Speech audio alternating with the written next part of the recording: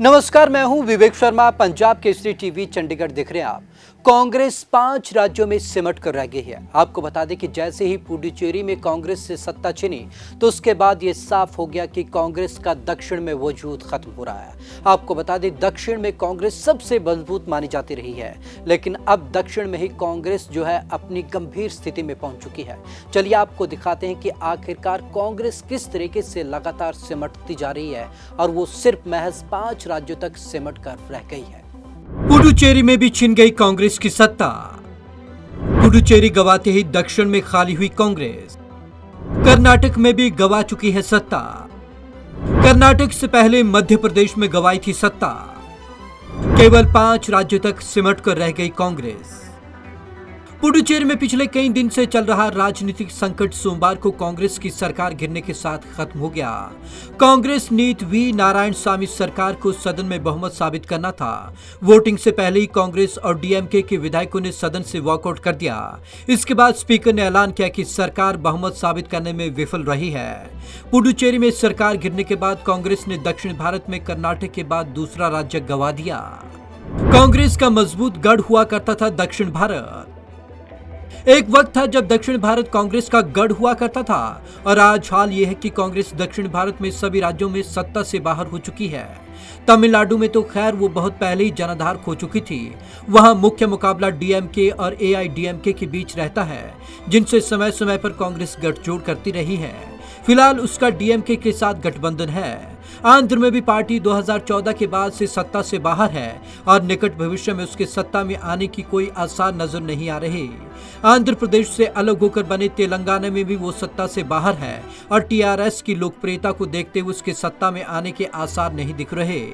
कर्नाटक में भी वो सत्ता गंवा चुकी है और केरल में भी फिलहाल वह विपक्ष में बैठने को मजबूर है। सिर्फ 5 राज्यों में सत्ता में रह गई पार्टी। 2014 में लोकसभा चुनावों में हार के बाद से कांग्रेस की सत्ता की लड़ाई में लगातार भाजपा से पिछड़ती जा रही है।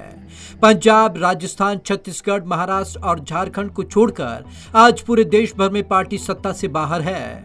महाराष्ट्र और झारखंड में कांग्रेस भले ही सत्ता में हो, लेकिन यहां पार्टी की भूमिका क्रमशः नंबर 3 और नंबर 2 की ही है। 15 साल बाद बनी सरकार 15 महीने भी नहीं टिकी। मध्य प्रदेश में कांग्रेस 15 साल बाद सत्ता में लौटी थी, लेकिन यह सरकार 15 महीने भी नहीं टिक पाई। ज्योतिरादित्य सिंधिया के भाजपा में शामिल होने के बाद मार्च 2020 में कांग्रेस पार्टी के 25 विधायकों के राज्य विधानसभा से इस्तीफा दे दिया। मामला सुप्रीम कोर्ट में पहुंचा।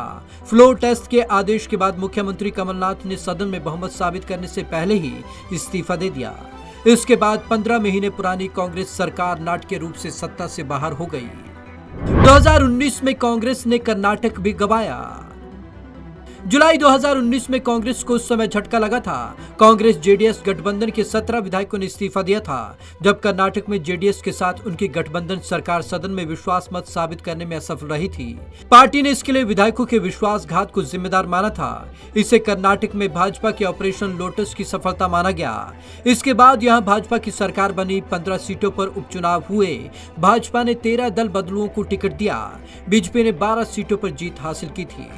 पार्टी में अंदरूनी कलह और बदलाव की मांग। कभी वटवृक्ष की तरह पूरे हिंदुस्तान में फैली पार्टी आज सिकुड़ती जा रही है और उसकी मौजूदा हालत के लिए पार्टी के कमजोर होते संगठन और समर्पित कार्यकर्ताओं की कमी को मुख्य रूप से जिम्मेदार माना जा रहा है। पार्टी में अंदरूनी कलह और राष्ट्रीय स्तर पर नेतृत्व को लेकर असंतोष सार्वजनिक हो चुका है। पार्टी के भीतर ही 2 धड़े हो गए हैं। पार्टी में आंतरिक चुनाव को लेकर गुलाम नबी आजाद, कपिल सिब्बल, आनंद शर्मा समेत 23 वरिष्ठ नेताओं ने सोनिया गांधी को पत्र लिख पार्टी में बड़े बदलाव की मांग की थी। 5 राज्यों में विधानसभा चुनाव है चुनौती। इस साल पश्चिम बंगाल, तमिलनाडु, केरल, असम और पुडुचेरी में विधानसभा चुनाव होने वाले हैं। इन चुनावों में पार्टी के लिए जीत हासिल करना बड़ी चुनौती है। पश्चिम बंगाल में तो मुख्य लड़ाई इस बार भाजपा और तृणमूल के बीच ही मानी जा रही है। यहां पार्टी लेफ्ट के साथ गठबंधन में है। वहीं तमिलनाडु में पार्टी डीएमके के साथ गठबंधन के जरिए सत्ता में आने की कोशिश करेगी।